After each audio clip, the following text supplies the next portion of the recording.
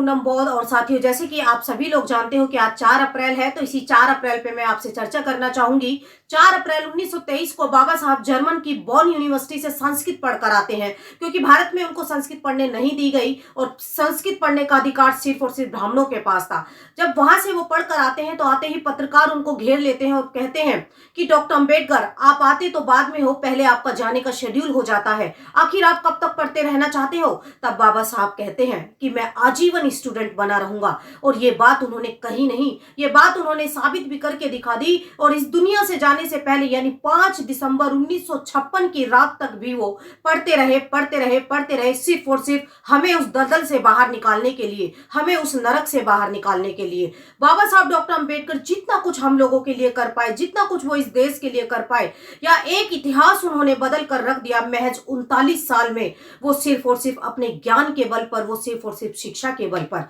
एक बार पंडित मदन मोहन मालवीय बाबा साहब से कहते हैं कि डॉक्टर अंबेडकर, आप अपनी लाइब्रेरी मुझे 2 लाख रुपए में दे दीजिए। तब बाबा साहब को गुस्सा आता है और कहते हैं कि पंडित मदन मोहन मालवीय, आज तो तुमने ये बात बोल दी है, लेकिन आज के बाद ये बात कभी भी मत बोलना, क्योंकि ये पुस्तकें, ये किताबें मुझे अपनी जान से भी ज्यादा, अपनी पत्नी से भी ज्यादा, अपने बच्चों से भी ज्यादा प्यारी है। इतना ज्ञान बाबा साहब के अंदर समाया था कि जब से ये जगत रचा है, बसा है, तब से लेकर आज तक इस दुनिया में कोई अभी तक कोई दूसरा व्यक्ति पैदा नहीं हुआ जो बाबा साहब के ज्ञान का मुकाबला कर सके। और पूरा जीवन वो संघर्ष करते रहे सिर्फ और सिर्फ हम लोगों को इस दलदल से बाहर निकालने के लिए। तो यूं तो बाबा साहब डॉक्टर अंबेडकर से सीखने के लिए बहुत कुछ हमारे पास है, लेकिन जो सबसे ज्यादा है वो है जो संविधान में आर्टिकल 46 में वो हमको इतना महत्वपूर्ण अधिकार, जो शिक्षा का अधिकार हम लोगों को दे करके गए हैं कि शिक्षा से ही हम लोग तरक्की कर सकते हैं, शिक्षा से ही हम लोग आगे बढ़ सकते हैं, शिक्षा से ही समाज में परिवर्तन आ सकता है। तो आप